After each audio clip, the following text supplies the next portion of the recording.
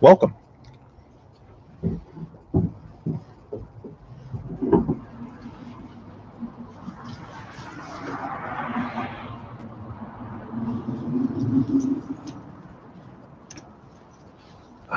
So many layers.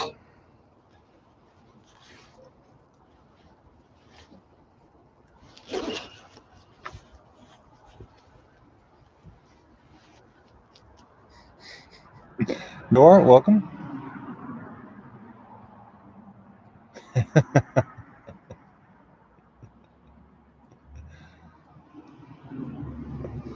Latikia, welcome.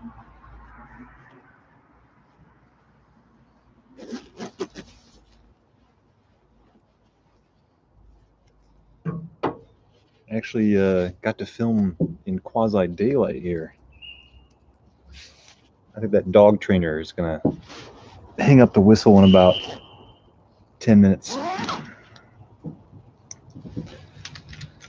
right. Got the Petersons back here.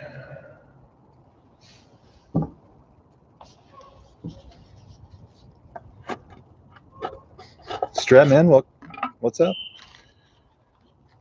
I'm still struggling with this Peterson stuff, man. I cut it up as fine as I could, but it's still so dense. I still have to rub it out in these little tiny bricks, and even then, breaking it apart. I still have to cut it with like 10% something more smokable because it has a hard time burning. So what I have here in the Ardor is about, it's probably 90% Peterson's 3P, 10% Fillmore on the top just to get it going. Which it won't really affect the taste that much, except in the first eighth of a bowl maybe. But I had a bowl earlier. It was interesting. Still not sold on it. Not sold on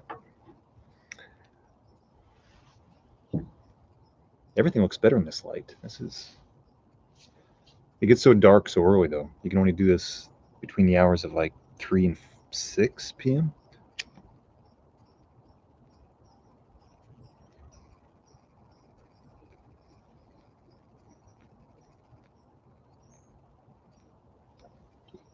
Another thing I'll say about Peterson's 3P, because that brick is so dense, I think you might only get like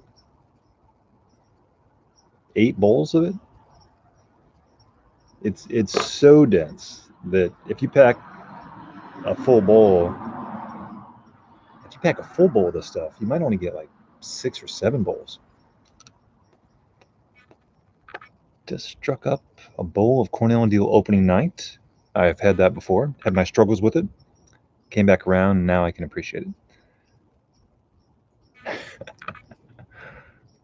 No bird's eye. I mean, guys, I'm doing this for you. This is a challenging blend for me. Bird's eye at this point. I could smoke that in my sleep. It'd be dangerous, but I could do it.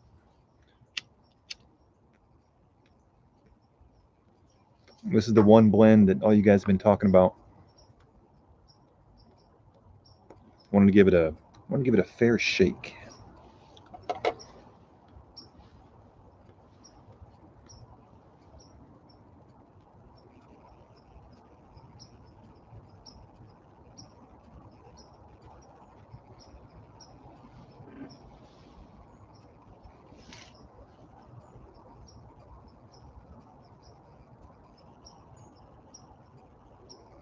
It's a serious blend, that's for sure.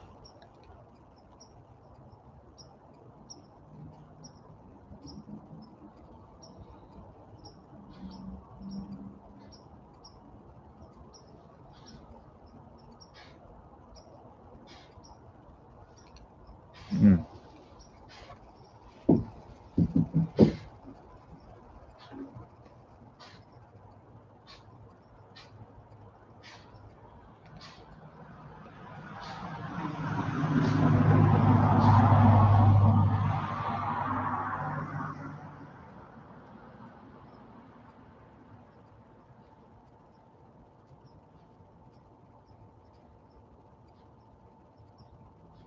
Give me a minute. I brushed my teeth like 10 minutes ago. Not the best decision.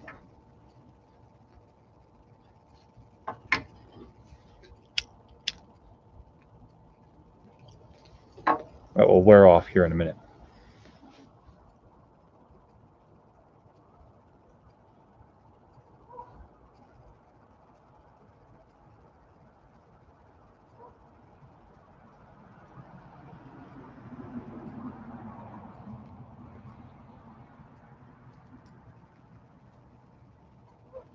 Dark, obviously, that's a given. But dark in a very different way than Oak Alley is dark. This is That's why I had a hard time describing this the first time I smoked it.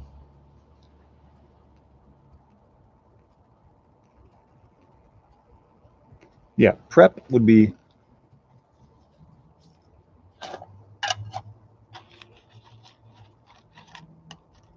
I'll show you a picture of the smallest cuts that I made with a knife, and I don't love this stuff, guys. Not the smoke, but the prepping of it.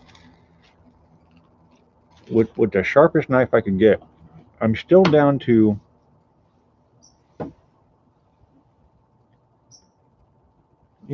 dime-sized cuts, which at that point are easy to rub out, but it's not fun. I bought 2 of these, and I'm dreading opening the second one to cut that sucker up.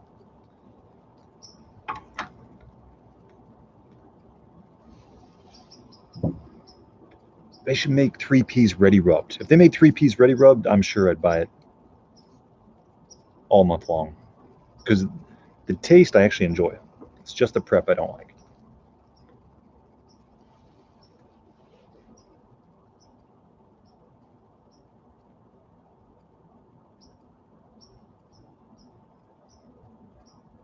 Trying to compare it to something I've had.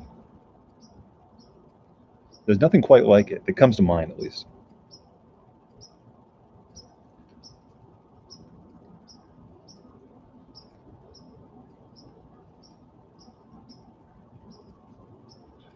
I feel like I'm in England in the 1950s with this jacket on and that lake back there. I need a calabash for this video. Joar, it's not that it's complex. It's not that it's perplexing. It's just that it's so dissimilar to anything else I've had.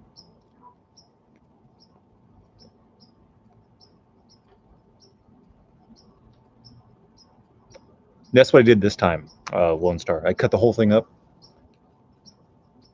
I just need to rub out the small pieces.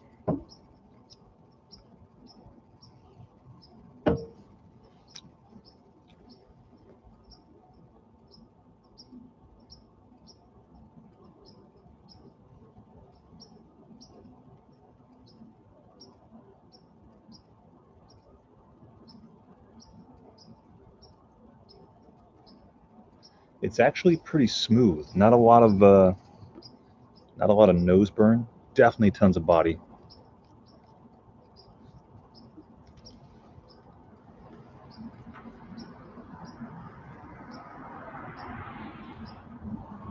I wouldn't call it like a crazy challenging blend to smoke. I think anyone, if someone rubbed it out for them and put it in their pipe, I think anyone who's had any dark burley of any kind could probably handle this, no problem. At least half a bowl of it.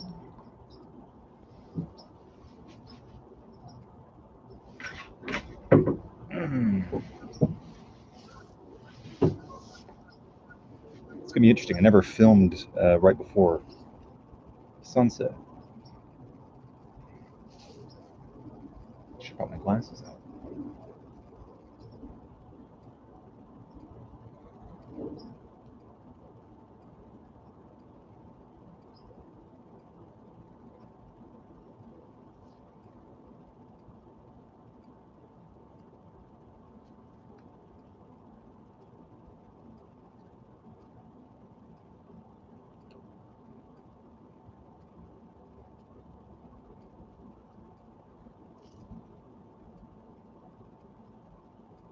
Definitely refined. Definitely not a Cornell and Deal type of vibe.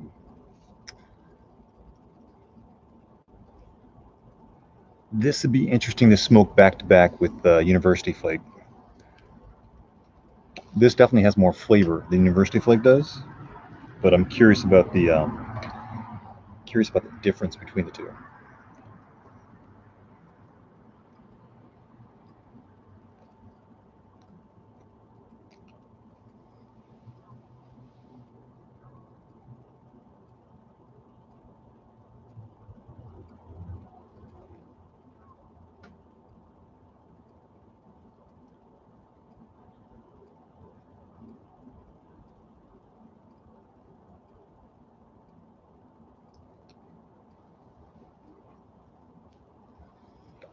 there's an adjective I'm thinking of. It's one that's thrown around a lot, and it's one that's kind of hard to define.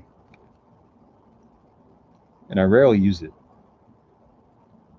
because it is so nebulous. Can we say that? Can we say nebulous? The adjective is toasted. Toasted. There's a toastiness to this, which you rarely find in a hardcore dense plug.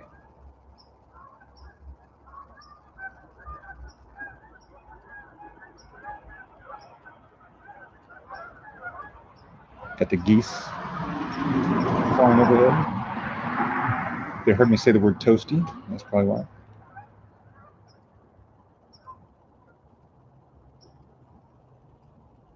Yeah, toasted. It's hard to use the word toasted as a descriptor if there's not already like a bready flavor or bready taste. And I wouldn't really call this yeasty or bready.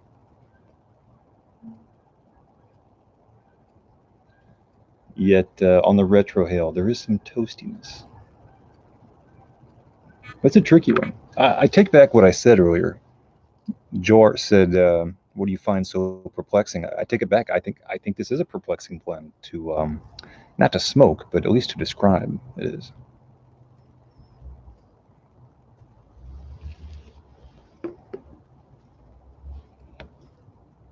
This is a philosophical question for myself. Can something be toasty or taste toasty and not be bready? I don't know. I'm thinking yes so far.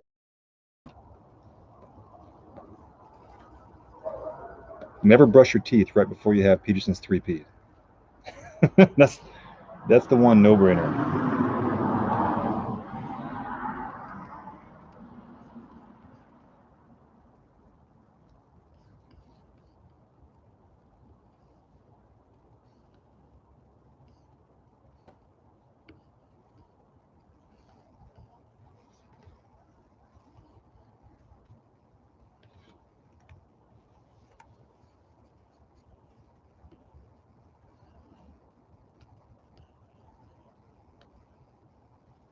There we go. That's a little better.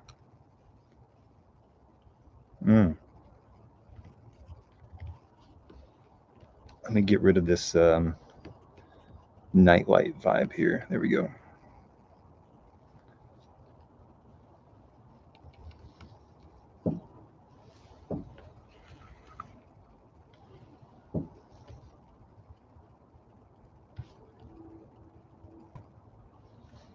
The trick is you just open up another browser with a Google image, so there's white light coming from the screen to light your face up.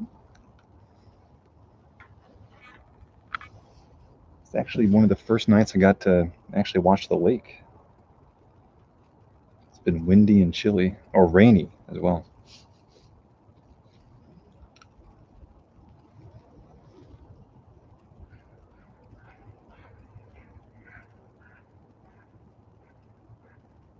Ducks.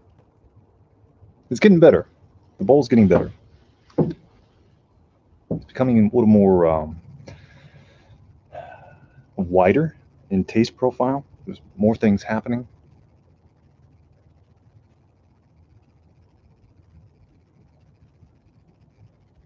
It's so dense. Even when you rub it out, even the flakes I'm trying to rub out are still like chunks of charcoal. That the last time I had this, I think I was saying this a couple nights ago. By the time I got to the last quarter bowl, it was like rock candy. It's almost like crystallized. I'm hoping that doesn't happen this time.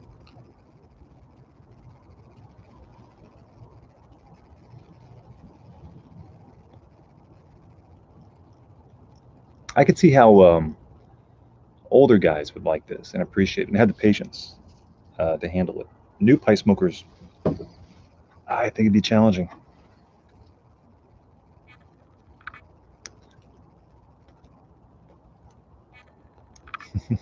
It is mood lighting. If one of you guys can help me out, I don't have the ability to Google right now easily. Can someone paste in the tobacco reviews description of exactly what's in it? Because I actually forget myself. I assume there's got to be a good amount of burley, but I am not sure.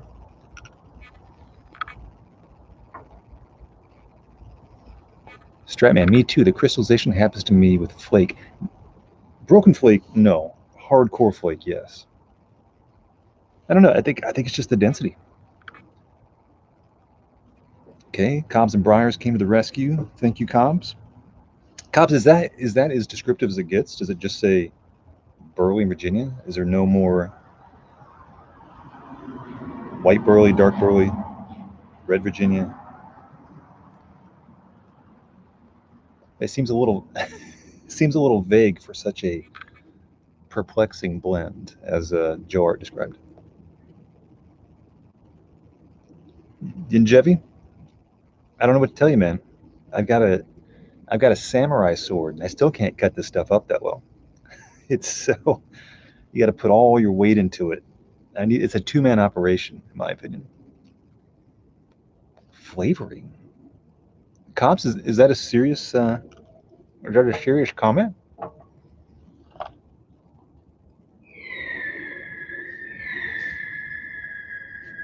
It's a little late for fireworks. I'm sorry, guys. It does in 2-point font. It does say what it is. This excellent plug comprises Selecta Virginia, leaf from Africa and Brazil, blended with burley leaf from Malawi. I did not know that. The tobaccos are lightly cased before drying and pressed, and then heated and stored for 2 weeks before cutting. The result is a full-bodied yet fruity blend, sure to appeal to the experienced pipe smoker. Strength is a 4, aroma is a 2, room note is a 2. I didn't know I was supposed to be looking for fruit. Hold on a second. I'm totally biased. Now I'm going to be looking for it, but it's good that I didn't know that ahead of time. Let me go looking for fruit here. Hold on.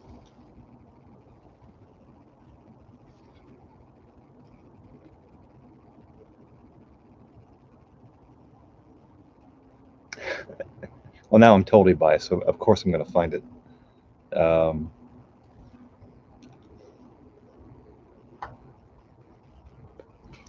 tell you this: if there is a fruity note to it, it's a dark fruit. It's not maybe in the same way that university flake, kind of like maybe a dark berry, like a blackberry, if anything, unsweetened.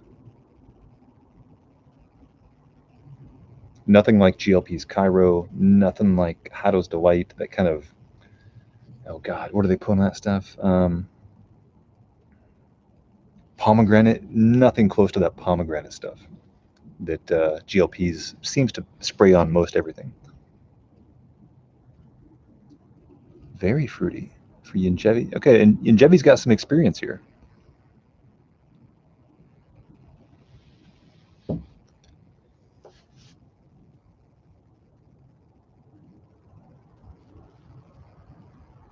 If there is fruit, you won't get it in the first quarter bowl, in my opinion. I think when I was talking earlier about it kind of opening up, now it's really opening up like a funnel.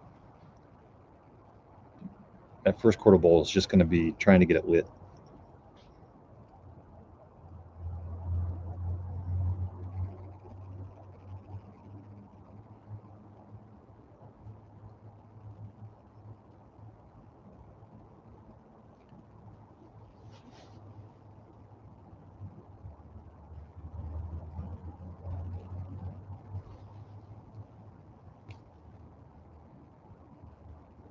It's rich. It is definitely rich. Getting more and more complex. Really opening up now. Refined. There's no rough edges of any kind. It's not dark for being dark sake. It's not bold for being bold sake. It's not trying to be a sledgehammer. Although you could probably say the same thing about any Peterson's blend. There is no like Peterson's blend that's so rough. It's like, oh, that need to tame that down. I don't think I've ever experienced that. All their stuff is refined.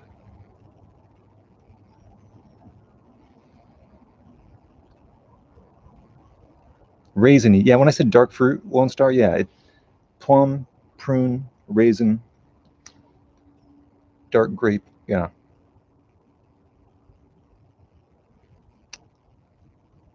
Cobbs, we don't talk about Aaron Moore in this channel.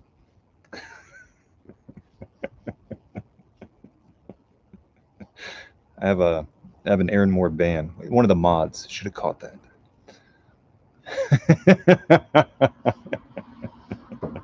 I had a bad trip on Aaron Moore one time. Just abbreviate it. Say E Moore for now on. I don't want to see the full spelling of Aaron Moore. I get a small twitch when that happens.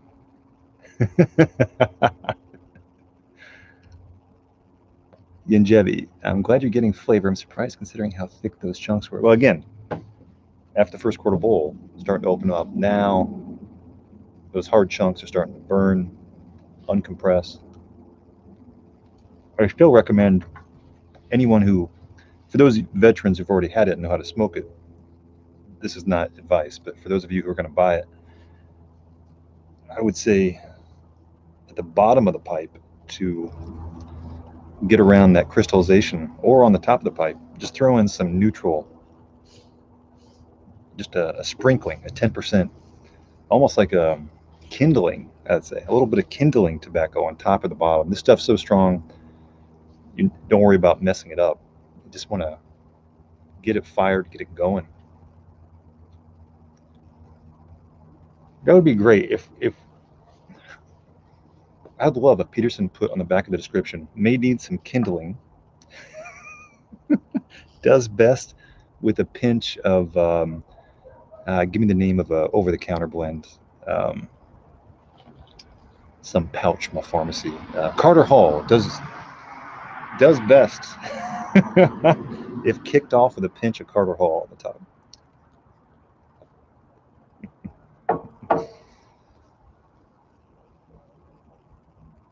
There's a lot of tobaccos that could use a little kindling. Not a lot, just a little bit. Lone Star, in my experience, what is the best Peterson blend that isn't a Dunhill? Well, if you've been watching this channel for very long, Lone Star,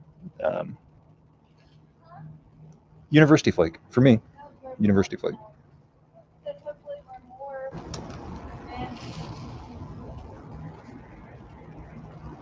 Got some bicycles there on electric bikes, it looks like. I will buy the occasional tin. It's gotten dark really quickly. I will buy the occasional Irish Flake in moderation. And even then, I kind of like to cut Irish Flake a little bit. Some Dark Fire Kentucky is one of those things that you can overdo it really quickly. Let's get rid of this black light a little bit more here. There we go. It's almost like I'm a floating head. No, it really is. Get a little bit closer here, too.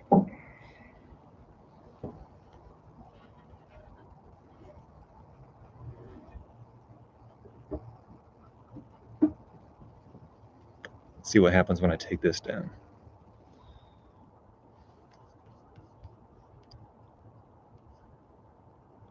There we go.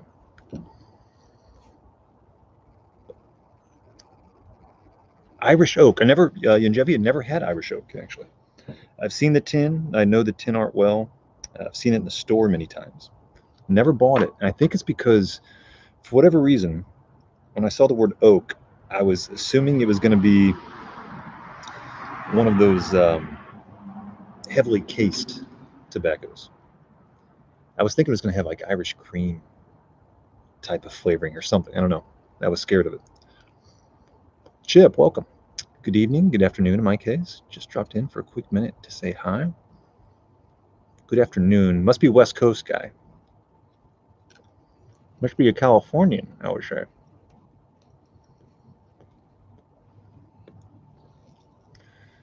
I think there is a candle in my Airbnb in there. I like the candlelight of a laptop.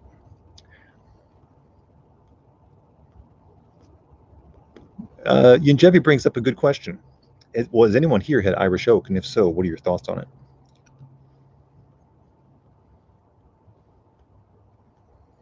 I haven't Googled it. I'm going to guess Irish oak gets a 3.0 on tobaccoreviews.com.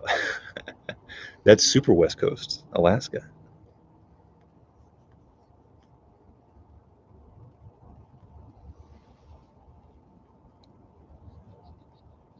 Alaska seems like prime pipe smoking territory. Probably smoke outside for at least 6 to 8 weeks a year, maybe 8 to 10. Lone Star, I have trouble finding burley blends I like. Welcome to the club. Tried on a bookshop, wasn't crazy about it. Welcome to the club there as well. Tried Velvet. I've never had Velvet and loved it. I'm a Virginia Vapor guy, so I'm not sure why I like Velvet so much. I always assumed Velvet was going to be, again, I've never had Granger, any of those big coffee tin, 10 ounce, 14 ounce tubs. I just assumed they would not be great.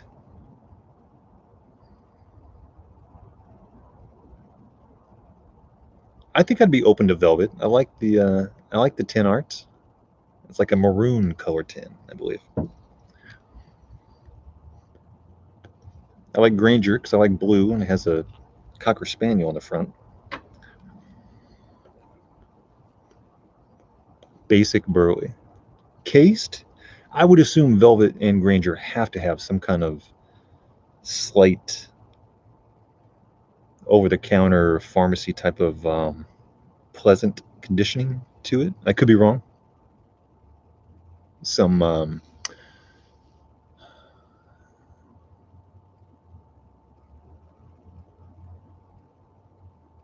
Middleton type of flavoring, maybe. Smoking John Cotton's double pressed Virginia right now. It's really good. Has anyone tried it? I bought some John Cotton stuff way back in the day. It's been a long time. Never had that one. It surprised me. You kind of have to just accept it for what it is. It has a very unique casing. So it does have casing, and I'm fond of it. I smoke it in my vintage pipes. I would be open to Velvet. In fact, can somebody Google the Velvet tobaccoreviews.com rating? I once again will guess it has a 3.0. Old school topping. That can mean a lot of things. That can mean Lakeland, which I know it isn't. Old school topping. Yeah, that can mean a lot of things.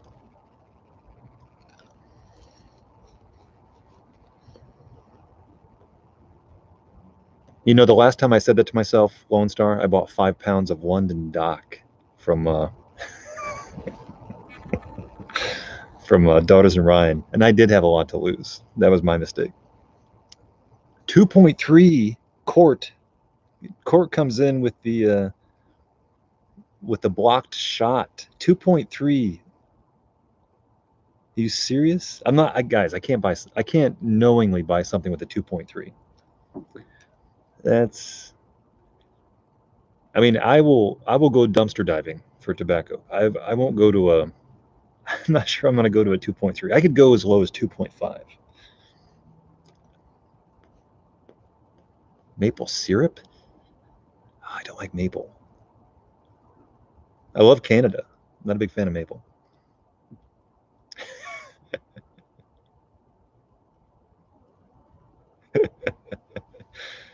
This thing's coming in with a 2.3 and a heavy maple topping.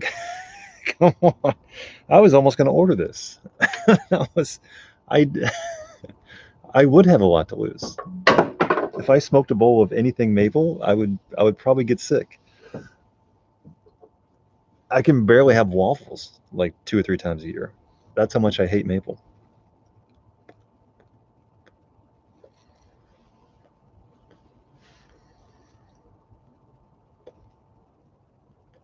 I even avoid the grocery store aisle with Mrs. Butterworth on it. I'll yak.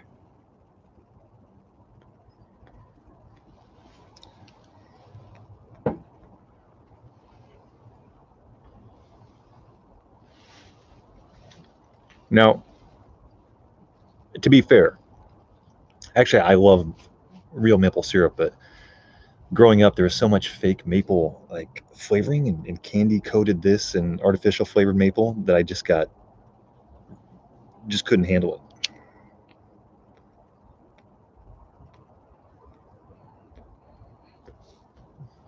Whenever I bought maple syrup, I'd always go for the super expensive, small, custom stuff, not the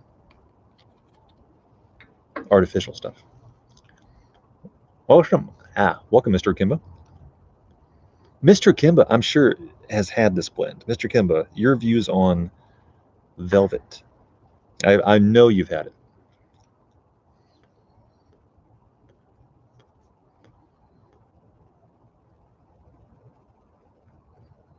Stay away from that. um, not to quote Jerry Maguire, but you had me at stay away from Sutliff. I didn't need to read the rest of the sentence.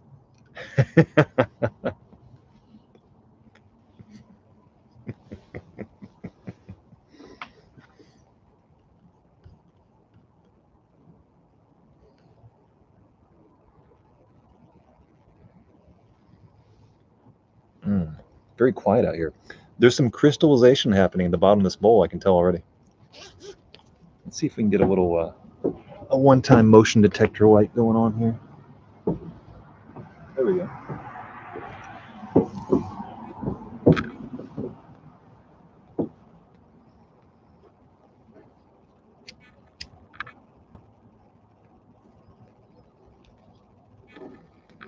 It's getting crystally. It's getting hard, I can tell. Plenty of airflow, though. It's like I'm preparing a fruit cake at the bottom of this bowl.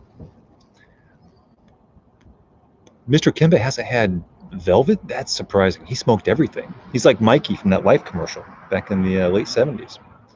Give it to Mikey. He'll eat anything.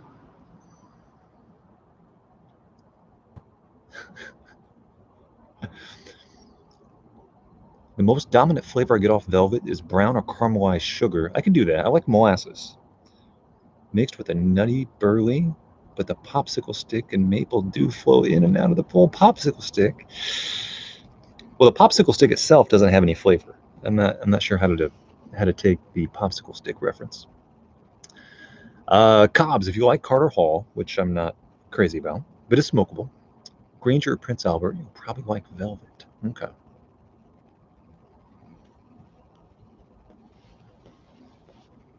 Never smoked Prince Albert, by the way. Stratman, there's nothing to break up because it's still smoking. I can just tell from the tamp. This last tamp, there's nothing going down, man. It's like glass. I know it's getting more and more compact. It's getting real glassy down there. Yeah, and Jebby, it's perfectly fine. I would say it's enjoyable.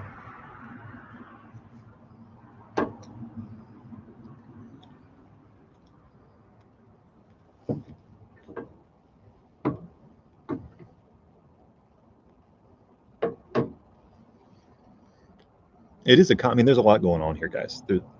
This definitely qualifies as a contemplative blend if you can cut it up and actually get it in the pipe.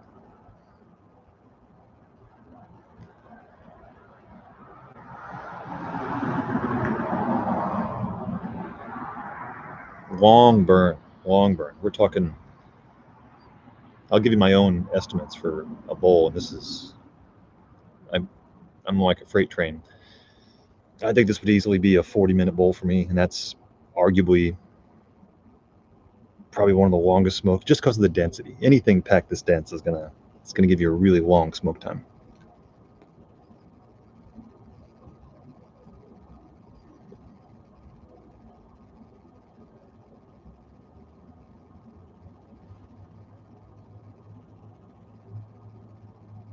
Because of the consistency of the draw, and the fact you don't have to tamp it nearly as often because it's already, this is the blend that tamps itself because it's so dense. For small sips on a Sunday morning, Saturday morning, first bowl of the morning where you're not in a rush, this is the bowl that has the least amount of maintenance, or one of the bowls with the least amount of maintenance in it. As opposed to, say, a shag cut or my broken flake stuff that, for me, every 3 minutes it seems like I'm doing not a heavy tamping, but a maintenance tamping.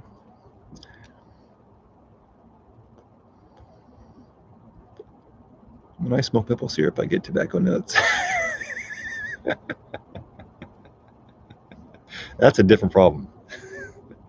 I hated Mixture 79. Never had that Cobbs until I loved it. Also, Sutliff Match House of Windsor Field and Stream. Sounds like a magazine.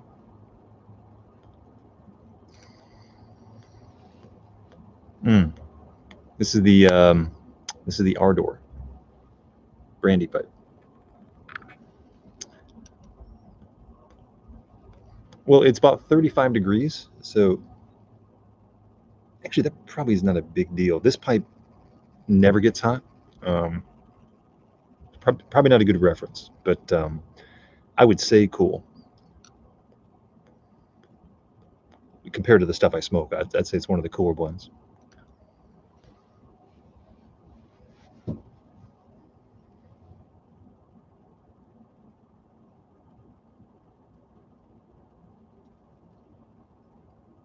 Very consistent. It doesn't fall apart. I was going to say fall apart at the end, but we're still only just under half a bowl.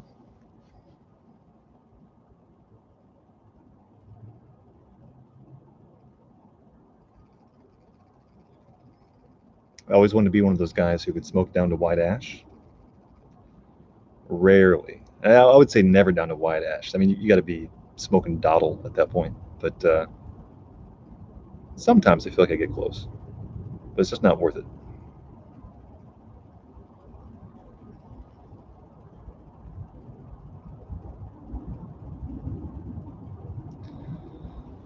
A serious blend, no doubt.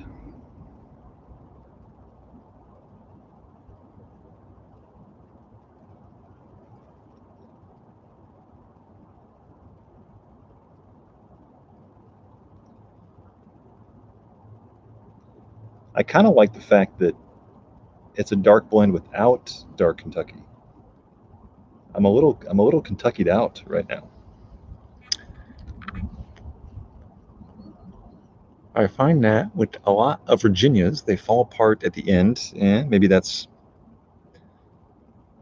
part of it. The dottle of some Virginias is awful, and I say this as a Virginia fiend. I would say, well, a lot of the Cornell and Dill Burleys, I would say, is very similar. I think it's time to moisturize here. It's so cold. The chapstick. A little for me, a little for the pipe.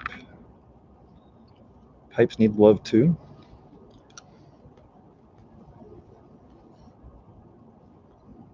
No tamping, guys. No tamping.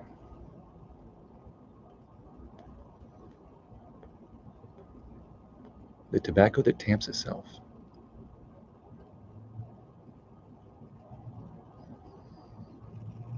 Stealing jobs from pipe tampers.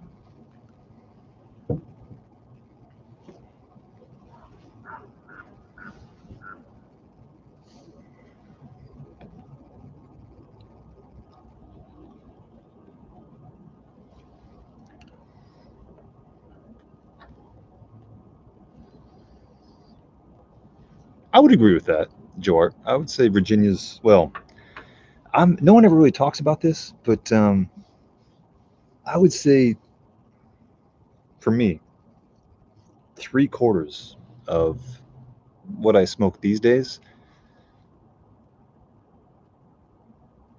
I really enjoy the charring light. I think the part of that's due to the fact that this is the first bowl of the morning, first bowl of the day, and so. But I get a lot of enjoyment and a lot of flavor. Maybe not flavor. I get a lot of enjoyment out of the charring light. I enjoy lighting a pipe. I enjoy getting it going. That first real draw once it's going. Sometimes the most magical draw of the pipe, of the bowl, for the stuff that I smoke, not for the highfalutin stuff that really develops mid bowl. But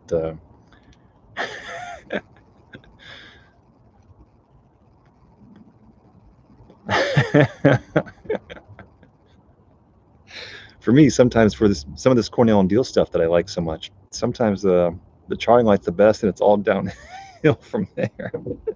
I'm joking. That's not true, but there are some blends that's true, which is what clay pipes are perfectly for. The last third of bowls, interesting. In Jevi, I tried Gallup and Hogarth. That's what GH stands for. Kendall number 7 yesterday. It tastes almost identical to dark bird's eye, but not as strong. I know you like bird's eye. I think you really like that one. Kendall number 7.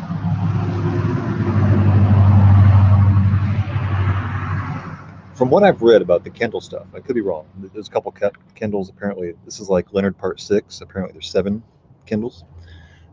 I have read on tobacco reviews that the Kendall seem to be a little more Lakeland heavy compared to dark bird's eye. Could be wrong.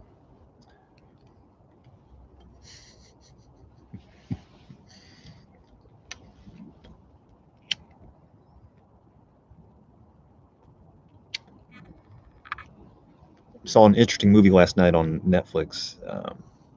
It's just released.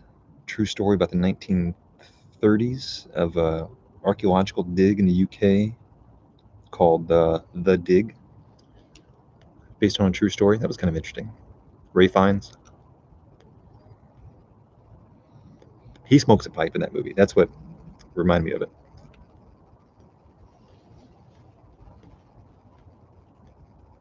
Mr. Akuma, that was my question, because this Kindle number 7 leaned toward the Lakeland. It comes in a shag cut, much like bird's eye. No Lakeland on that one, even though it has Kendall in the name. Okay, very interesting. Lone Star, I heard something. Lone Star, you don't have to address the comments to me. I assume they're all to me. I'll save you from the @ symbol. But appreciate the effort. I heard something about Sanogwith blends getting harder to get. For supply side questions, these guys would be able to answer that question better than I could. If somebody can chime in, I don't really follow. And I don't buy a lot of UK blends.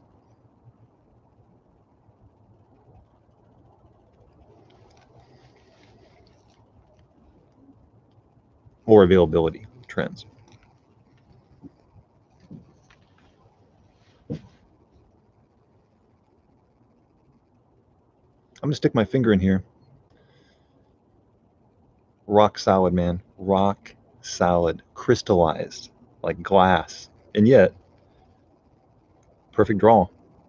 It's just getting glassier and glassier and glassier. Not a bad thing, just an observation. Rock solid.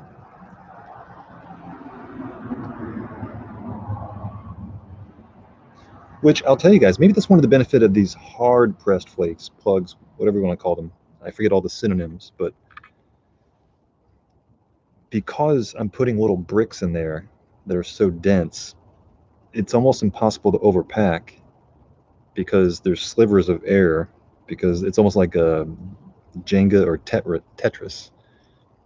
You can't pack it airtight even if you tried. So the draw, not from the stem, I'm talking about the bowl. The draw is fantastic.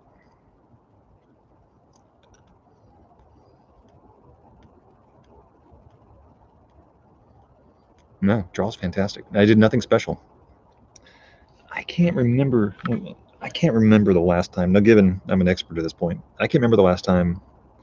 Maybe once a quarter, once a season, do I ever use the poker part of the pipe tool to poke an air hole through. I've had that issue with Irish flake occasionally, whenever I would buy it, but it happens very rarely.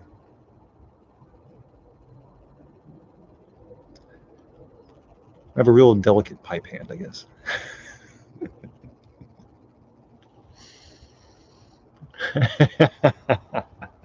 Or a bowl of Legos, agreed. Candle number 7 has less Lakeland scent in it than brown number 2. I think I've smoked brown number 2 before. I'm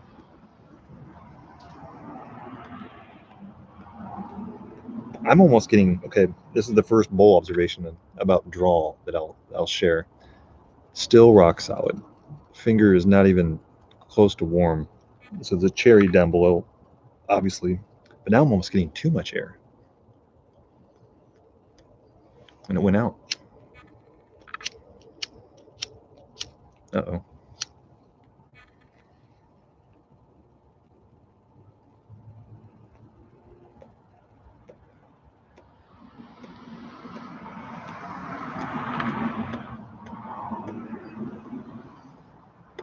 And now this is bringing back memories of the bowl last week, or a couple days ago. When it gets crystallized at the bottom, relights are more frequent.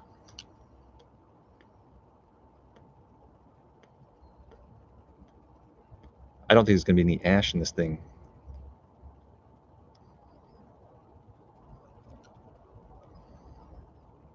It's a wild smoking profile or burning profile, I guess.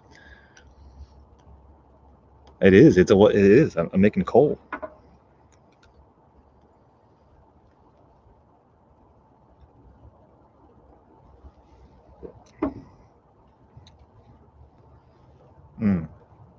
Very happy there's no Dark Fire Kentucky. Dark Fire Kentucky and this would be overkill. There's enough going on. It's dark enough. It's rich enough.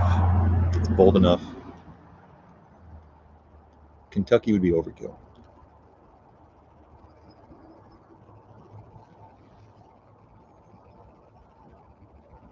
I think this is the only bowl in the last year that I could actually stick my finger in all the way through the bowl and just adjust and maybe do a tiny amount of tamping, although nothing's really depressing, but I could probably hold my finger in here for like a half a second.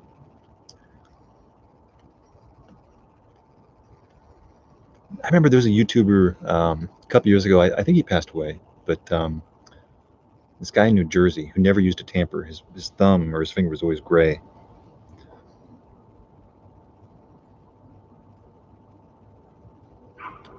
He probably smoked velvet a lot.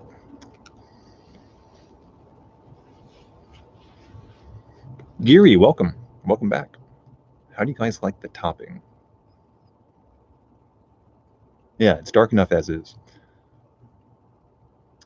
Do you guys ever smoke cigars too? Lone Star, I had one a couple live streams ago. Probably a handful a month for me, cigars. I find that I prefer a pipe by myself, but a cigar when I'm in company because it stays lit while you converse. Agreed. JB, welcome. Lone Star, cigars for me are more of a, I wouldn't say they're more or less social because as the channel is named, I smoke a pipe either in private or public, but everyone appreciates the less hassle of a cigar. That's why I enjoy a cigar. I'm never very picky about my cigars, though. I know I like punch. I don't know exact lengths or cut sizes or ring gauges. I don't like anything too big. don't like anything too small. Every time I go into JR Cigars, which is a famous cigar warehouse here, I go in and buy 5 sticks of any like $6 to $8. I don't think too hard about it.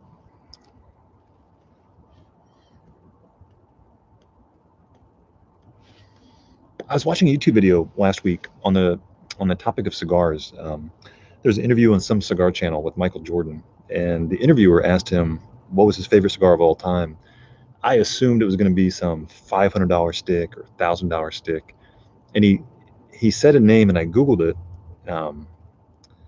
something Lusitania, and it only came up as like $18 a stick, something within everyone's price budget to at least try. I think I'm going to try that next time. Raystack, welcome. Doing very well, my friend. Thank you. Greetings from the Netherlands. Brings back memories of Maastricht when I was an undergrad.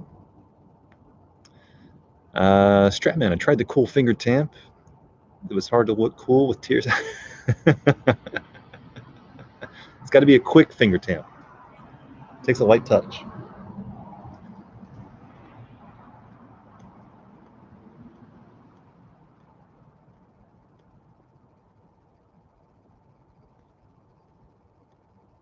Yeah, you remember the Fireground had seen this YouTube video. You guys can Google it. Cigars, Michael Jordan. It's only like a 3-minute clip. But the funny thing happened in this little interview for this famous cigar channel.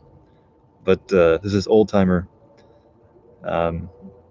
who's lighting a cigar, asking Michael Jordan about his favorite cigar. Michael Jordan already has a stick in his mouth, and he hands another stick to him.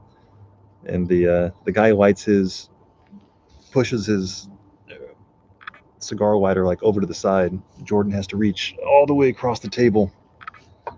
Not very courteous as the guest host, as the host, I should say.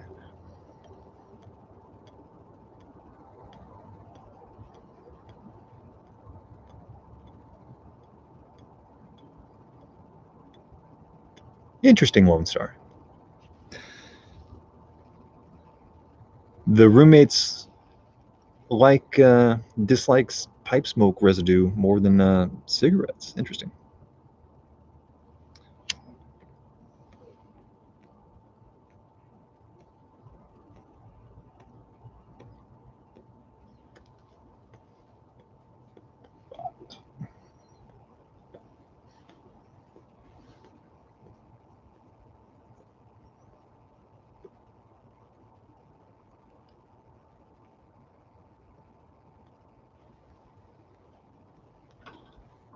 It's always funny to watch the James Bond movies of the 60s and 70s.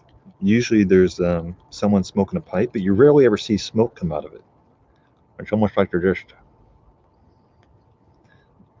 having it in there as a prop.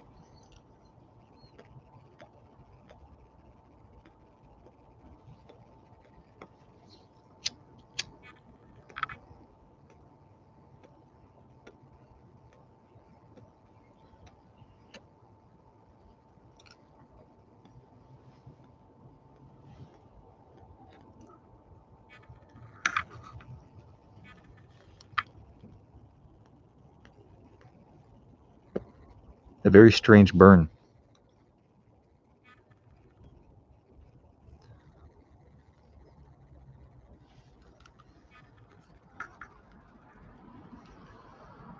But it's burning. There's plenty of draw. Geary, I feel the same way. Flake, broken flake, ready rubbed. I'm surprised they don't do this. I don't know. There's probably a couple exceptions. I'm trying to think of something that only comes in a plug, and that's it.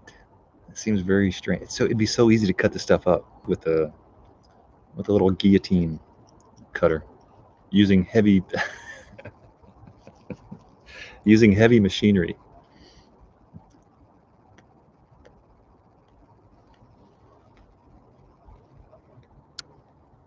Time for a pipe cleaner. I'll be right back.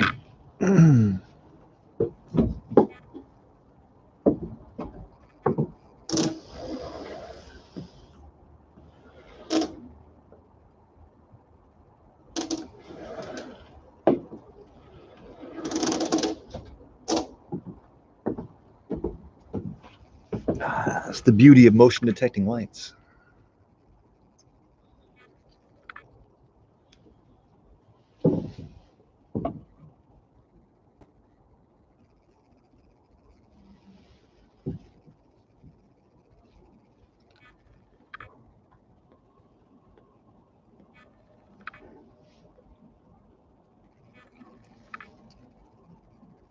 A little bit of white ash.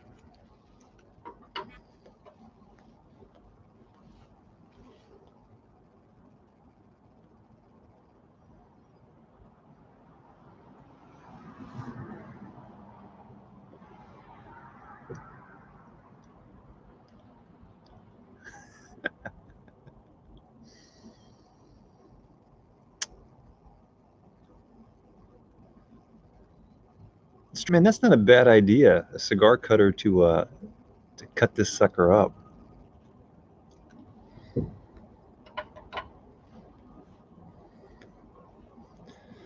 used to have a high-powered blender. What was that called? Vitamix. I could have put the sucker in the Vitamix and turned this into puree. A 3-piece smoothie.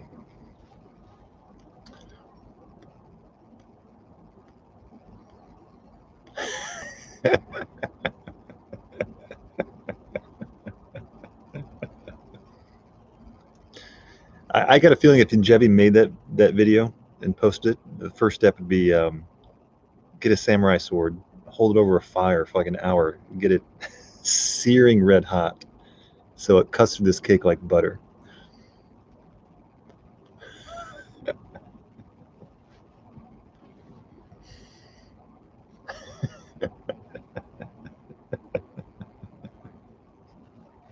Yeah.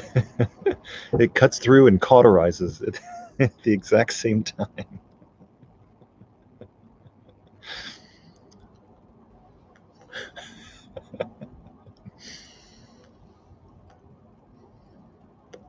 Race Tech, I saw your YouTube video of the rat rays. Have you ever had marlin flake from rat rays? I think my video is up from a month ago. I could have taken it down. I could be wrong. Back in October, I bought marlin flake, and I was disappointed in the first couple bowls. It was so light, and then I left it open and out because it smelled amazing, looked amazing, felt moist. It looked like I was so excited about it. And then after a couple days, marlin flake started getting actual flavor, started smoking like it smelled. And I was pleasantly surprised at the end. Probably not a reorder for me, though. Felt a little risky for me.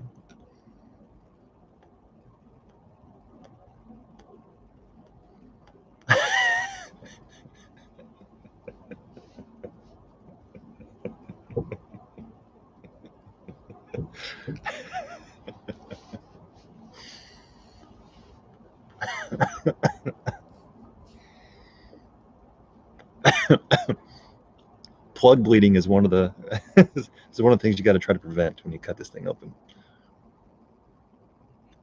How do you feel about system pipes? I had a system. I had a Peterson's Killarney. It was a beautiful pipe. Unfortunately, I lost it. It's one of the casualties of moving or just smoking in public. It was a system pipe. It was kind of hard to pass a pipe cleaner through cleanly all the time. I liked the pipe, but for me, I already go through 1,000 pipe cleaner or 2,000 pipe cleaners a year. I don't personally benefit from the system, but I'm not against them.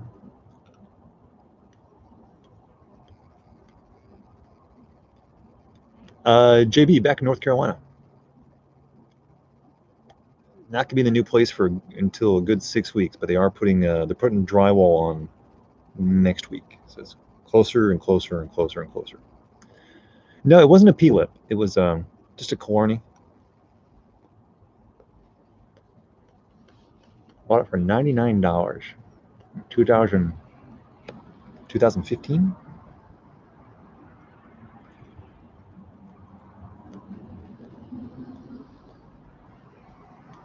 Getting toward the end here, boys. I can't see my run time.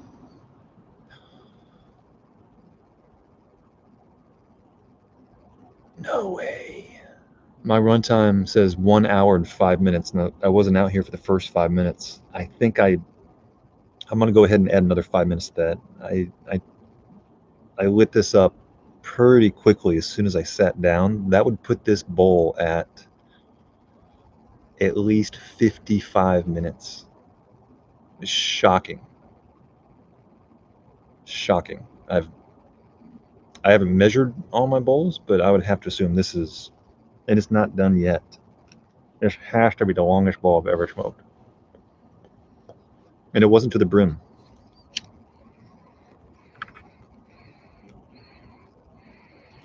And as you guys can tell, I wasn't easy on it. Never set it down.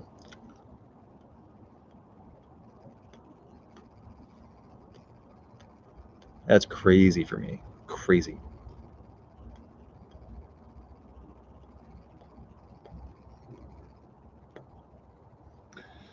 Dark Bird's Eye is not going to go that long. But I think we are at the end. I think. Let's see if I can do this here.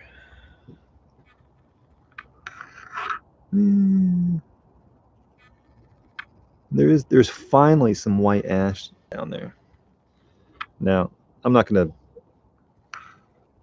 go digging to try to smoke the last gram. But I know what's going to happen. I'm going to... Jeez, there's more down there. I just don't want to smoke it. But there's still some unsmoked chips. But it's just not worth it. Not after 55 minutes in one bowl. I don't like to have any one flavor for that long. But solid bowl, guys. Solid bowl.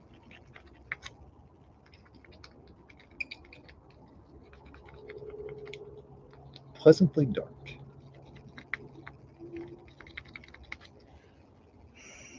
You guys will give me a minute. We'll do one more. I've got enough battery power for at least a half hour or so. Talk amongst yourselves. Let me go get a blend that I've talked about, but I have not. I don't think I've smoked it on camera here in the last week and a half since it came in. And that will be the infamous GLP's Fillmore. Let's protect these tobaccos from the cold. Be right back.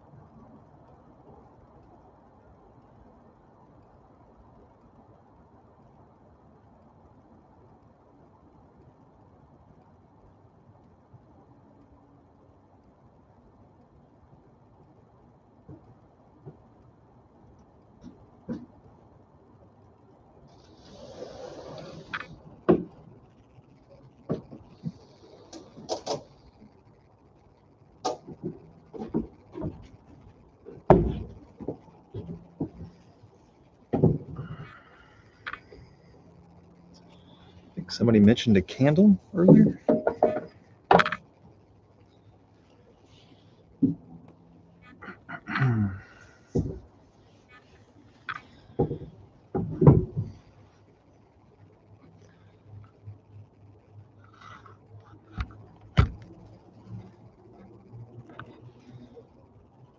Hold on a second.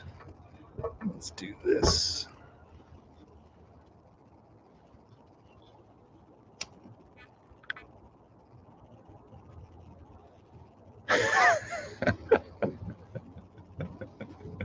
Oh, that's beautiful.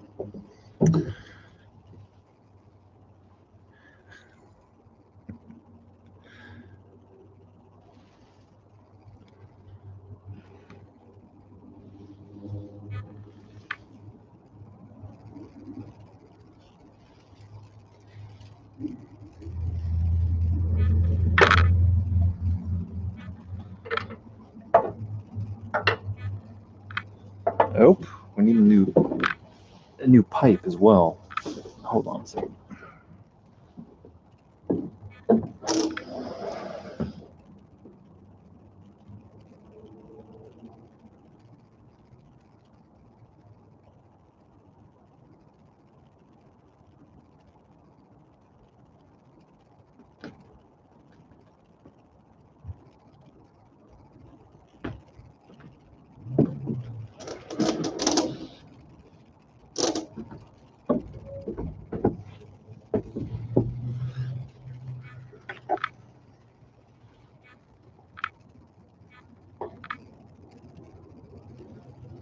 There we go.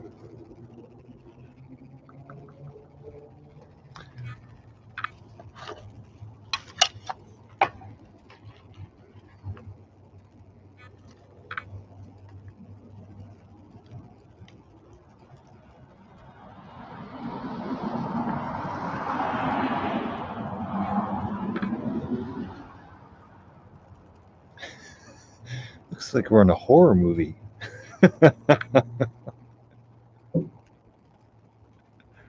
I'll adjust that here in a second. This would be a great Halloween theme.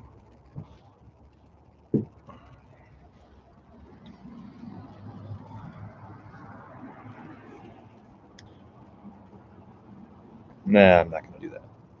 Might get a little waxy flavoring. This looks so creepy.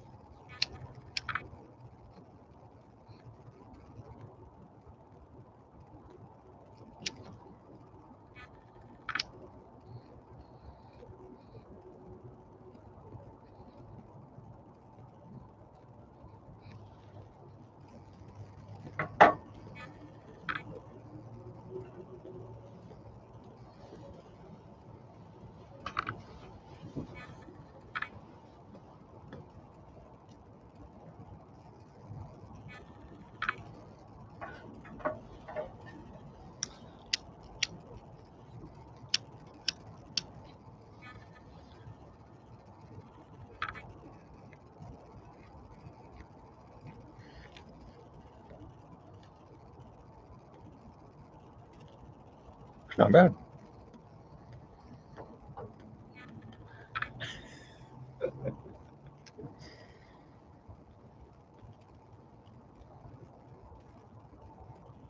There we go.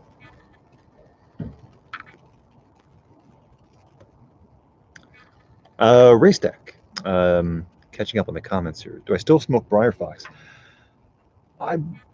It's been about a year since I had Briar Fox. I did not enjoy the last time I bought it. I was surprised. I used to love that blend.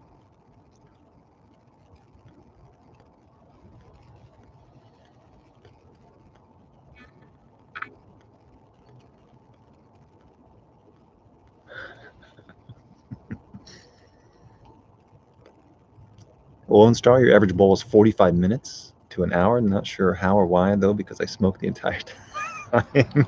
Maybe you have a ginormous pipe.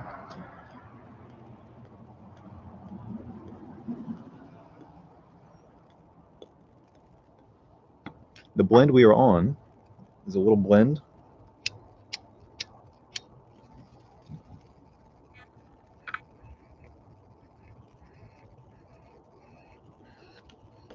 I like to call, and others like to call it this too, GLP's Fillmore.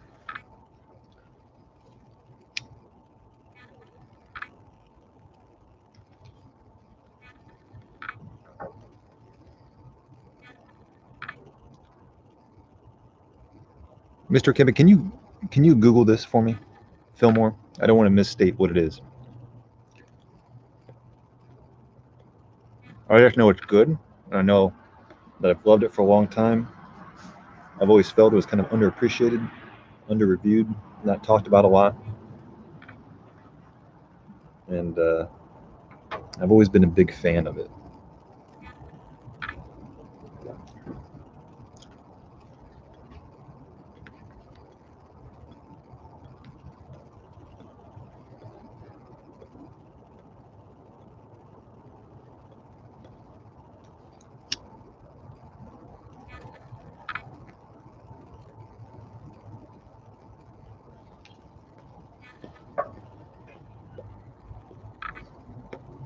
This is the first time I've filmed outside in a nature-like environment with the actual scenery that I could see. My old balcony at the last place was more of a cityscape terrace.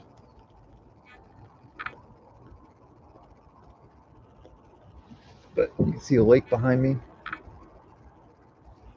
Hear the occasional geese and ducks.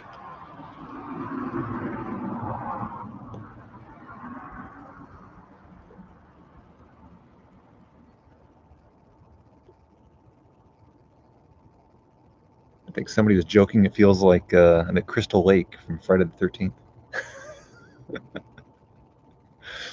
Yeah, Mr. Timba, this is the Fillmore, man. It's a vapor, okay, but it's a dark vapor, in my opinion. There's got to be some darkness in here. Stratman, Jeremy Reeves was talking about Sun Bear recently. Never had it. Never had it. Me neither. Lone Star, never had Fillmore, but I love Quiet Nights in Westminster. Quiet Nights is an English blend, though, I believe.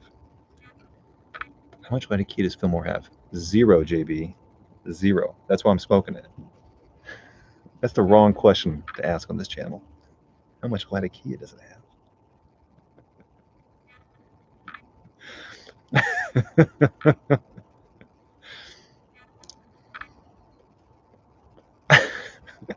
What about Haunted Bookshop? Another question about Haunted Bookshop. Also, such a great burley blend. Always reminds me of matches. I made a review about Haunted Bookshop race deck 4 years ago. It's way back there on the channel. Haven't had it in years, though. I would try it if somebody had it, but I wouldn't want to buy another 2-ounce tin unless maybe summertime. I think everything's worth an occasional revisit, at least once a year, maybe. There's no Latakia in Fillmore, Yenjevi. Do they, Mr. Kimba? On the website, do they? No, there's no Latakia in this, guys. I would know. I'm hypersensitive to Latakia. I like it in moderation. No, Magnus. Good question. Dark meaning. Great question, Magnus. I mean, Red Virginia is not light, right? But I also don't consider Red Virginia to be dark.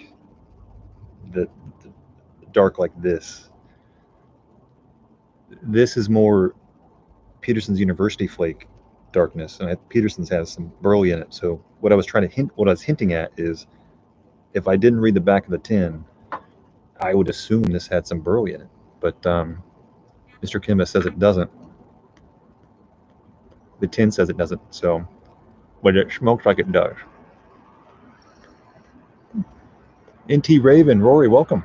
Belfast.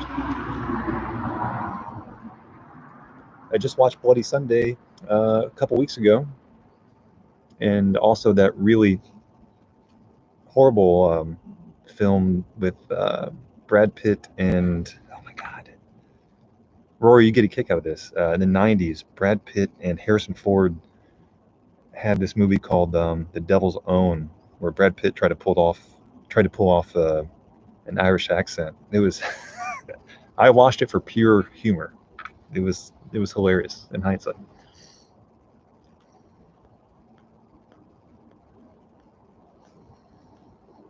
Jeff, you would like this. I think you'd like this. I recommend it'd be up your alley. Pipes and Cigars in France, welcome. catching up on the comments here.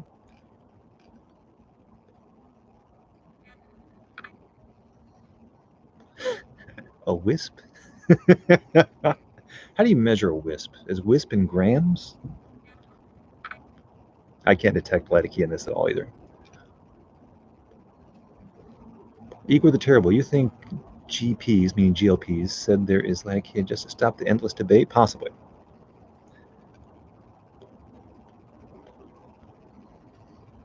Lone Star, I will support that comment. Spec Reviews gives it a 3.2. It deserves it. It absolutely deserves it. I just don't. I never did this, but if you do a YouTube search on Fillmore within the YTPC community, I'm sure maybe a couple guys have done a one-time review, but it just nobody ever talks about it. I get more questions on damn Aaron Moore than Fillmore. I just watched Road to Perdition, a recommendation. Raven, yeah, fantastic film, highly rewatchable. Yanjevi, can I recommend a movie? I saw The Hunt the other day, Danish movie. Wow, I saw that a couple years ago. That was very good. With that Danish actor in it. Mads Mikkelsen is his name.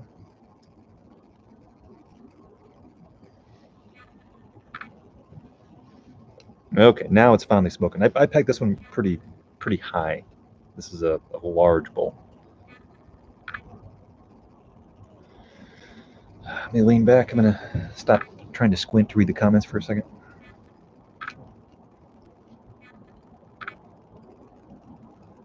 Enjoy my candle.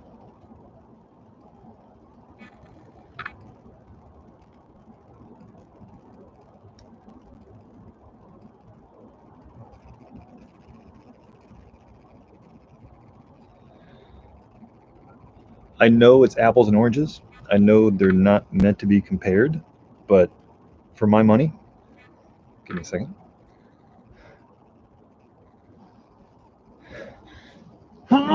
Excuse me. Apples and oranges, different tobaccos, different strokes for different folks, but Fillmore, I would pick any day over 3Ps, and I'm not just talking about the ease of cutting it up now. I'm talking about the smoking experience, the flavor. This is a little more up my alley, a lot more up my alley, to be honest. It still gives me that darkness, a richness, robustness. I wouldn't say earthy, but immediate gratification. It doesn't have to open up. You don't have to give it time, but there's still enough there to contemplate over. This is my, as the young kids say, this is my jam. This is my tobacco jam.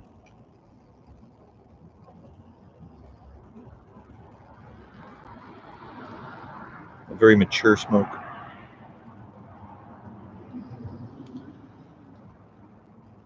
Not a first bowl of the morning for most people. For me, it is, or could be. I don't really have a morning smoke versus an evening smoke, but it's a serious blend.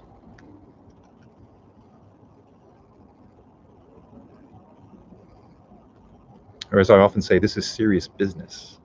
This is a tobacco with a business mindset.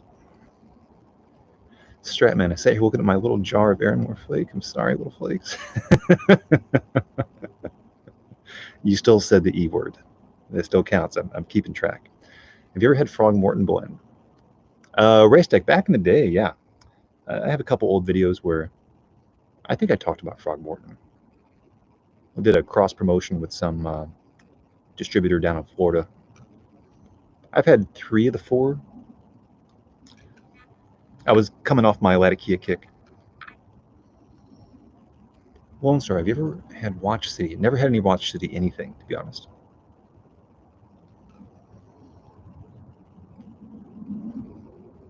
Pipes Cigars France. I will. That's a long name, by the way. We might need an acronym. PCF. You go by PCF for now on. I will agree with you on that. That's actually a very insightful comment. tobaccoreviews.com scores can be dubious. I agree. I don't know how they weight their scores. Like our scores from 5 years ago, especially for Cornell and Deal stuff that changes all the time. Maybe they should weight the more recent views, but some tobaccos only have like 10 reviews. So if you did that, then there's downsides as well. There's a couple blends I think are underscored on that website.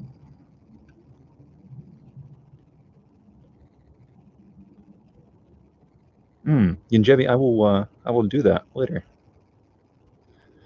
Frog Morton on the Bayou, Frog Morton on the Log. Brings back memories.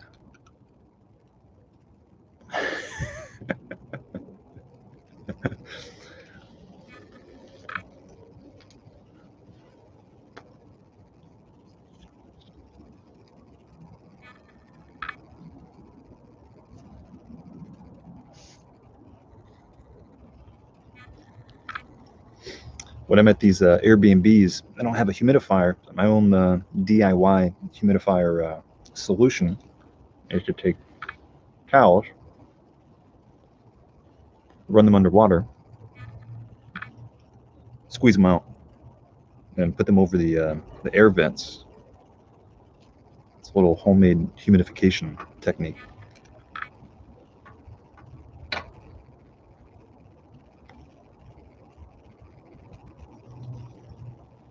Uh-oh. So one thing I like about living down here in the South, you can tolerably, that's a hard word to pronounce, tolerably hang out in late January. And yes, it is like 35, but it's a warm 35. It's a balmy 35. If somebody can Google the word, the dictionary term of balmy, I've always wondered what that means. I always feel like I'm misusing that term.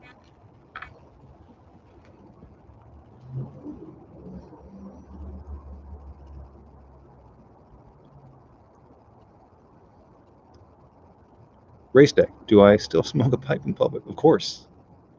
Yeah, absolutely.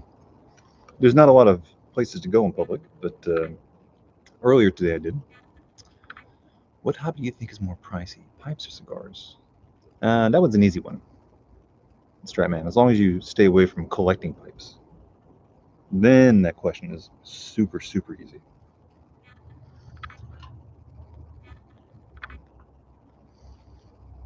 Country Squire. On the note of Country Squire, when I drove all the way to Texas from North Carolina 2 winters ago, maybe 3 winters ago now, I stopped by Mississippi. I stopped by Country Squire shop, met John David. That shop is like in a little shopping plaza. It's kind of interesting. And I bought, I'm gonna mispronounce it. Some fleur de lis, which I think means flower, or something flower in French. That was a good blend.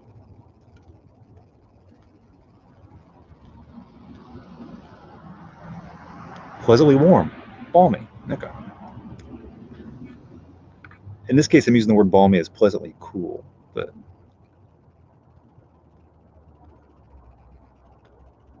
extremely foolish.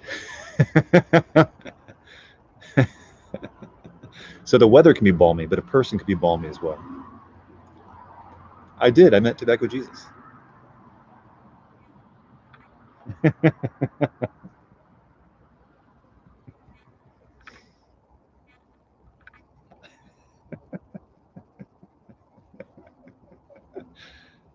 That's a great screen name.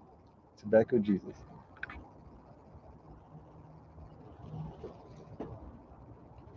We were talking the other night, and because we have a Frenchman here, Chris, I know we talked about this a couple times ago, a couple of live streams ago. Are there any true French blends? We talked about the fact there's Belgian Burley, but we didn't have a Frenchman on the line. Now we can ask: are there any French blenders slash French tobaccos? I would assume no, or they're so localized, maybe only in local shops in Paris or something. And do people smoke pipes in Paris or in France? Chacon, I mean, that's a pipe maker, but I assume they outsource their blending to some parent company. Could be wrong. This is a balmy decision. Stratman, when I pipe in public, some kid always says, "Why is that homeless monster truck eating smoky sticks?" On that note, I still get, I don't know, maybe once or twice a month, what I call a drive-by or a walk-by comment of, "Nice pipe, man." That's about the extent of it.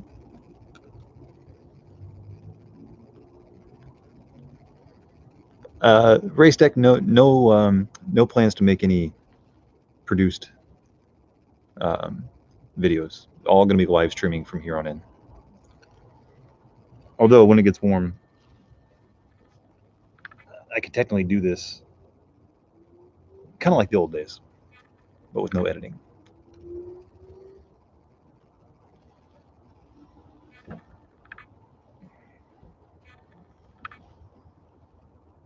I'll just bring my candle out.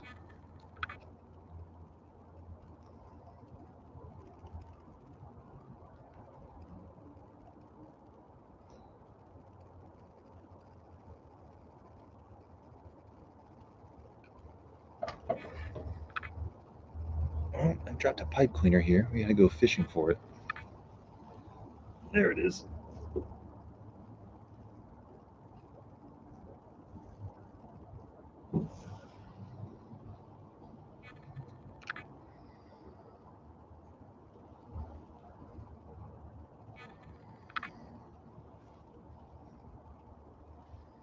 This does kind of add that old-timey feel, like I'm in a where do they used to smoke clay pipes? Not, they didn't call it a pub. Clay pipes in a pub? Clay pipes in a something. Some English word for bar. Tavern. Yeah, like a tavern. I feel like I'm in a tavern with this candle. Race Stick, that's all I ever do. I only watch my own videos. I just play them on 24-hour repeat. Igor the Terrible, I get that. Is that a real pipe question? I've gotten that a few times. Not that often.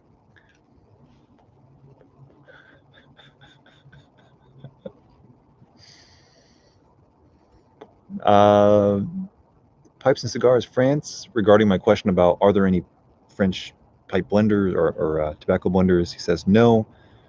They're all made by McBaron or Colhays. Here, all tobacco is governed by the state, so they fix the prices regardless of where you are. You pay exactly the same price. it killed the industry here. Chris, I have to assume you're being serious about the last part. Are you saying that 5 years ago, 8 years ago, there was this much pipe tobacco and now there's this much? Half the likes are for myself. Lifewell, welcome.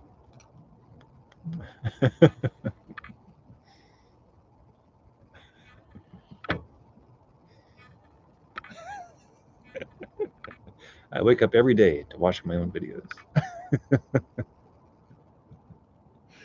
That would be hilarious.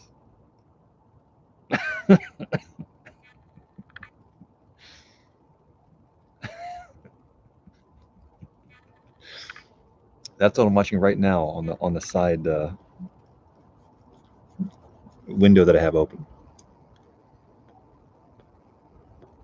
I will say, I'll toot my own horn here for a second. I recently made one of my very, very, very first couple videos public again. I took it off private. It's with a built-in camera from an apartment back in Richmond, Virginia. it's low quality, obviously, like 360 DPI, whatnot. But the reason I bring that up is one of the few times where I tried to quickly give like a 30-second review of 20 different tobaccos stacked on top of my desk. And what's interesting about that is I had only been smoking a pipe for about 6 months at that time. So whatever I'm saying in that video is coming from a relatively brand new pipe smoker. And I bought a lot of European stuff. A lot of McConnell stuff, all kinds of stuff. So if you're completely bored, you can always watch that video.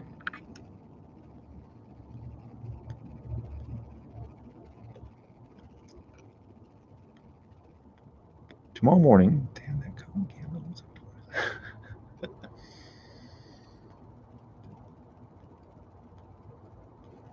Mmm.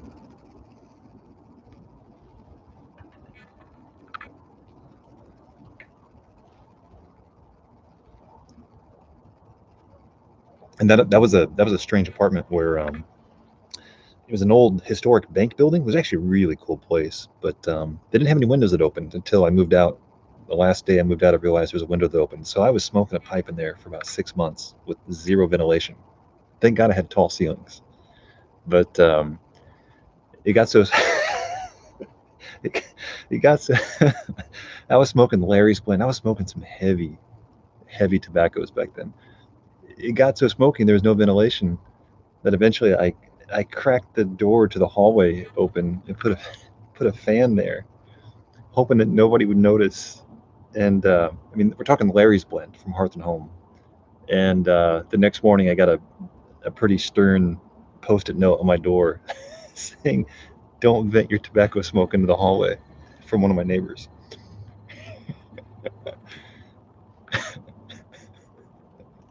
I thought I could get away with it.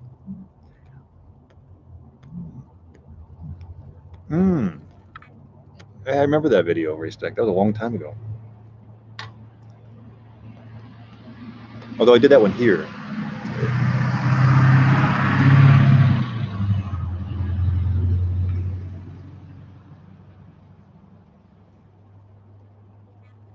Occasionally, a car will drive by. Not here, but when I'm downtown for the short time I'm here, and I'll smell diesel. And my initial thought would be like, "Ah, it smells like Europe." And then I realized that back in the day, Europe smelled a lot like diesel. Some cities.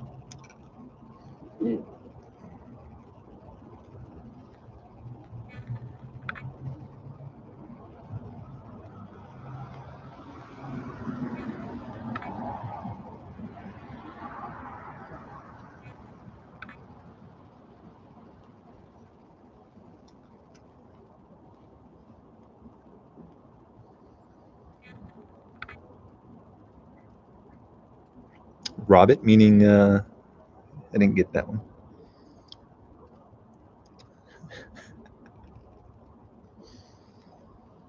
I bought a Chacom one time. Unfortunately, I also lost that pipe. That was an interesting pipe.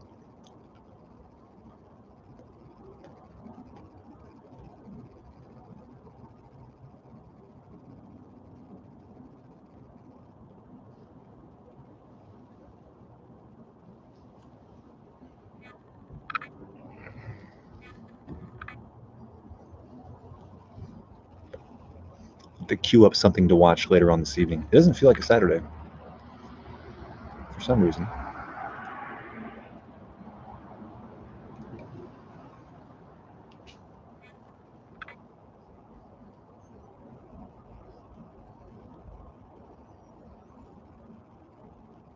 I tried watching Tenet, the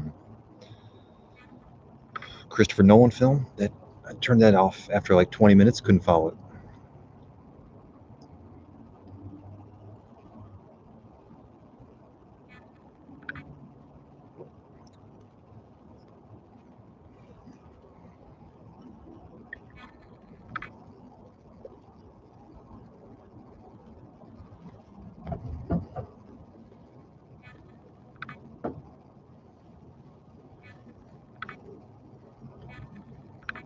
We have a Frenchman here. We could talk about French films for a second. I saw the Red, White, and Blue series back in the 90s. That was a good series. Can't recall any of the plots though. That's the thing. Funny thing about French films. There's several that I liked. There's few that I could remember.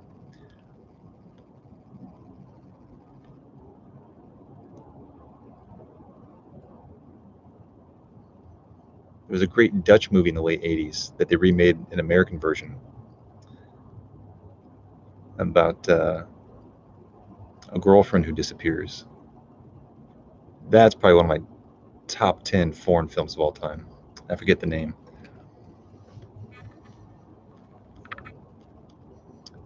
If you live in France, you're temporarily French.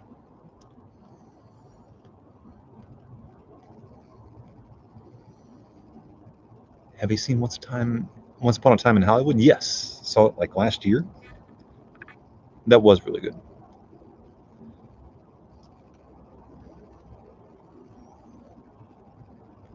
Never had black tooth syndrome. Not too worried about it.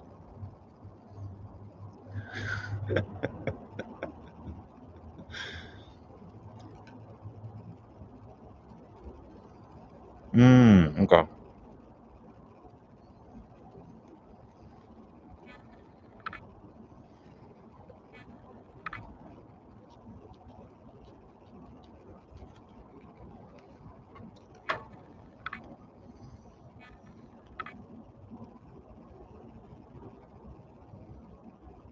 This bowl is transitioning, I would say. The Fillmore. A little more pure red Virginia now.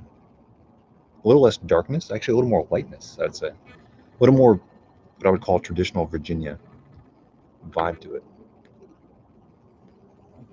This might be super lightly topped as well. It's hard to say.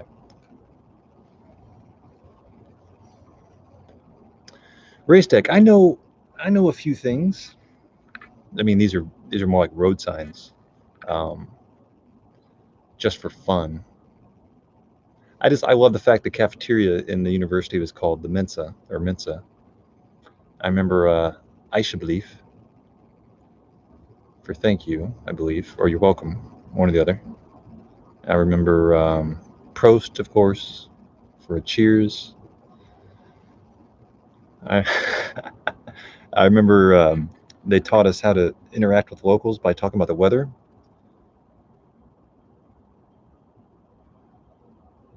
It was just a two-word phrase like "warm, eh?" or "warm ist." I bought a Dutch book to try to teach me a little bit of Dutch. I was only there 16 weeks, so didn't really get very far.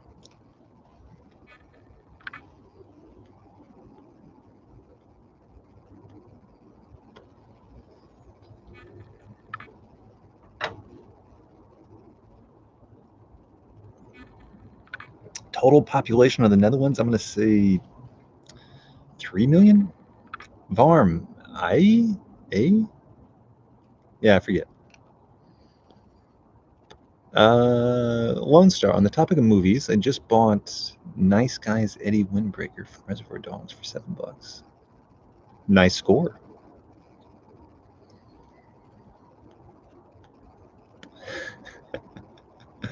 You Jebby, take care, brother. Race Tech, I just remember the sandwiches were delicious. There's a lot of soup. I was never a big soup guy. There's always soup in the Mensa. Really high quality soup. Bread was always harder than over here.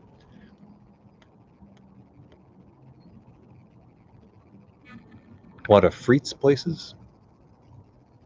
First time I ever had frites in a paper cone, like an ice cream cone. It was a strange concept at the time, and now I see the beauty of it. Oranje boom was one of the thing that us American college kids never experienced. Is there'd be bars that are sponsored by breweries, so they'd only sell their beer. So remember, Oranje boom, brand, Alpha something, Alpha something. canned beer in the gas stations. All of it was really good.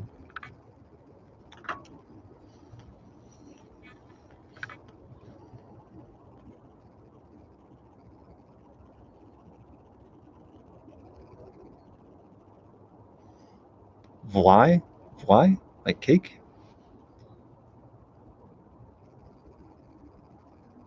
Remember they served that to us a few times. That was interesting. And then pickled herring. I remember I was there for Carnival. It was a great time. 18 million? Okay, I was way, way off. Way off. Okay. It is a dense country. Very dense. One of my favorite chess commentators lives in Holland now. Yasser Seirawan.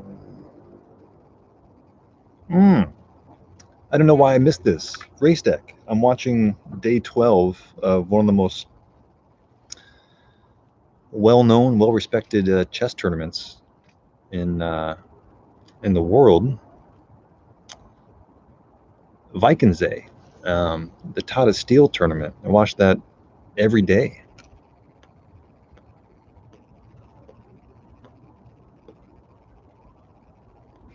Some of the best talent in the world is playing right now.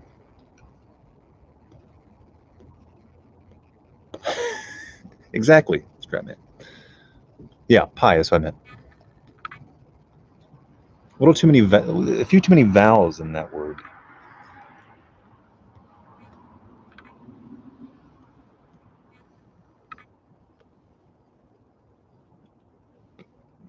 Remember, there was roundabouts everywhere. I don't think I ever saw a four-way stop in Holland. Everything was a roundabout. I played squash for the first time in Holland. Squash is a wild sport.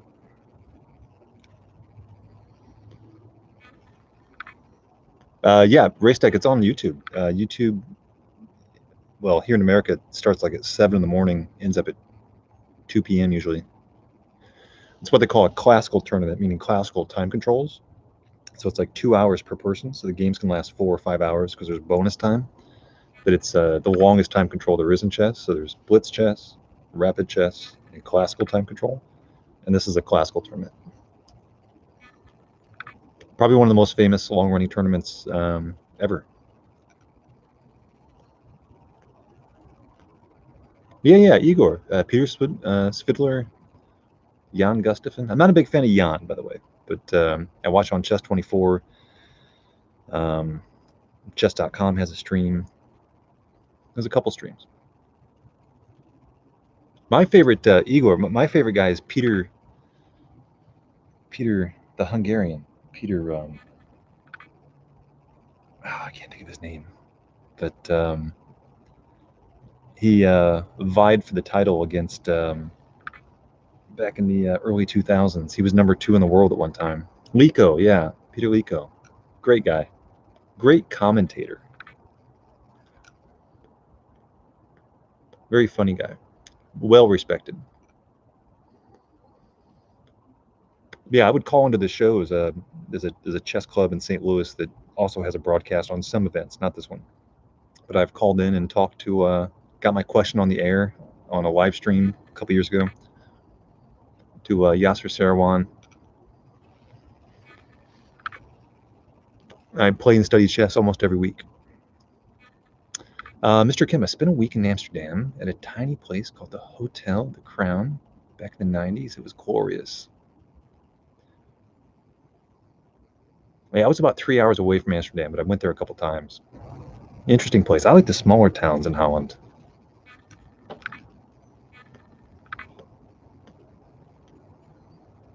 Race Tech, I saw the Queen's Gambit all the way through. As a chess fan, I thought I was not going to like it because I thought it was going to kind of give like a Hollywood vibe and kind of wash over some of the pure chessness of it. But it was pretty legit, I got to admit. Agreed. They definitely borrowed from Fisher's story.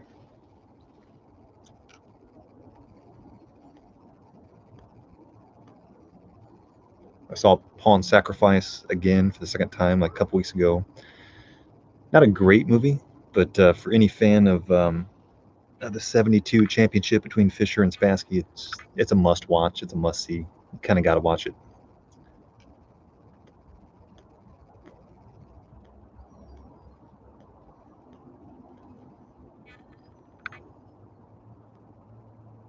I watch all of Kasparov's interviews. So there's also a great film, you probably saw it, Igor. Endgame, I think. No, there's a Kasparov Deep Blue documentary film that came out like 10 years ago, where they look back on the Deep Blue tournament. That's fantastic. It's not called Endgame. It's called something else.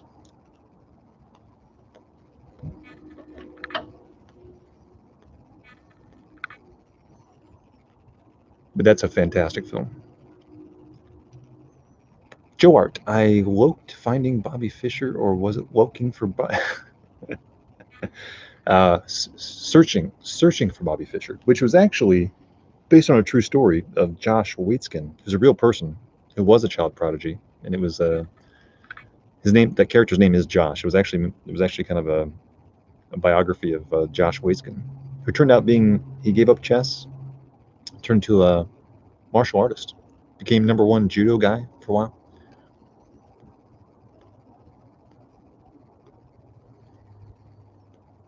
Race tech, if I didn't, if it wasn't for my fear of flying, I would have loved to have went back. I would like to go back at some point in time, revisit the old college town. Although it's not really a college town, I guess.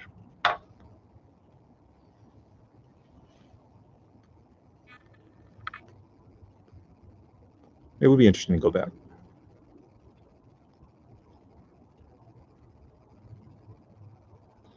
We stayed in an old hospital in Maastricht. I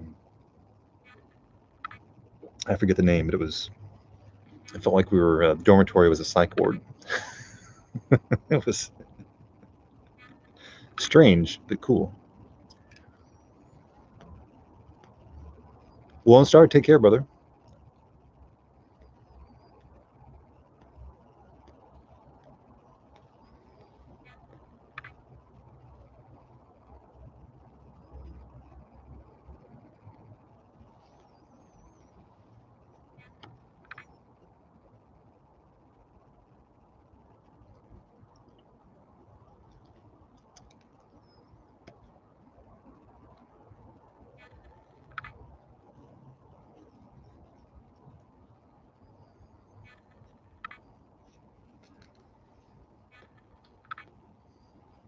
I love traveling. I just don't like flying.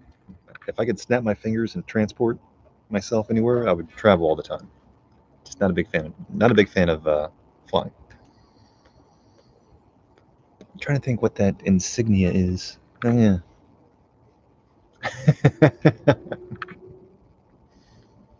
Not insignia. Emoticon. Emoji? I always forget the difference. No, but I do get that a lot. Take care, Race Tech. How do you say bye in Dutch? I should know that. Tak is kind of like hi in both German and Dutch. I'm not sure what bye is.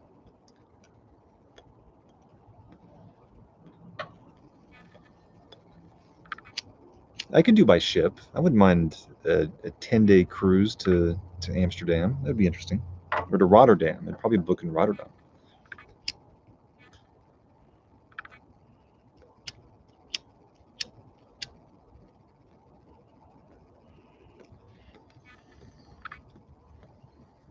Tot ziens. Race Tech, tot ziens. Take care. There's 4 different versions now.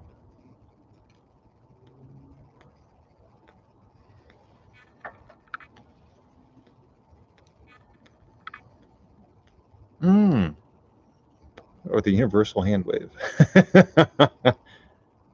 Tootsies.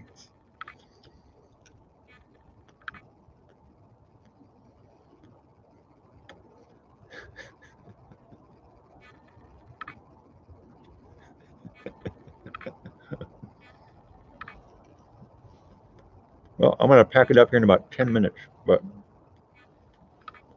I'll probably be at the end of the bowl at that point. My feet are getting a little, whatever the opposite of toasty is. Frozen? Frozen. Looking forward to March and April, when it'll actually be daylight until like 10 o'clock at night. 10-day transatlantic passage to Europe.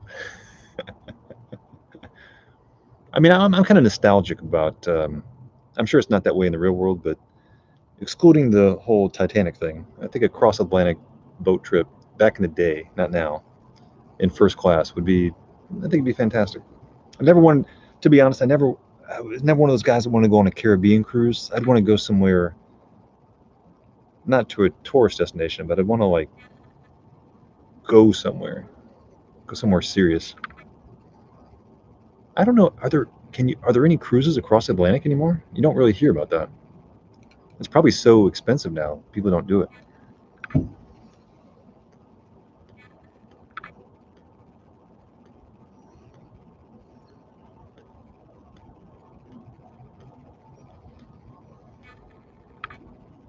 That would be interesting.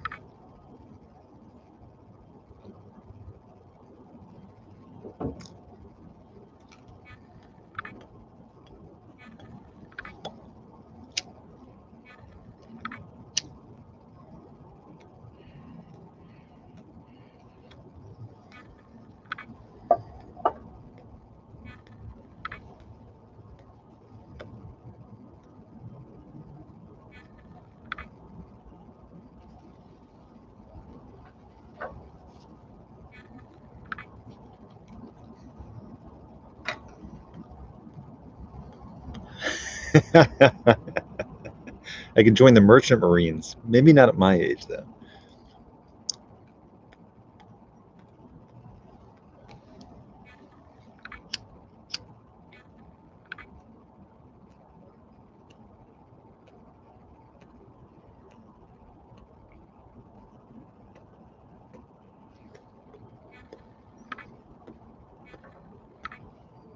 Yeah, but whenever I watch the movie The Titanic, or Titanic, yes, the love story's nice. The recreation of the crash is nice, but I kind of enjoy the first hour where I just kind of live vicariously through what it must have been like to travel in first class on an ocean liner. It seems amazing.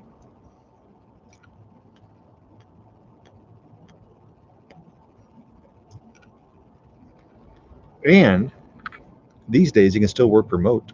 Those things would have Wi-Fi. Well, I think that might be it, boys. All right, guys. I think I'm going to call it a night.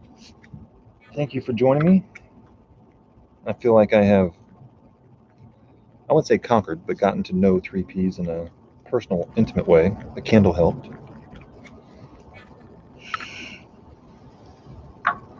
So on that note, I'll wish you a good night and have a good weekend. We'll see you next time.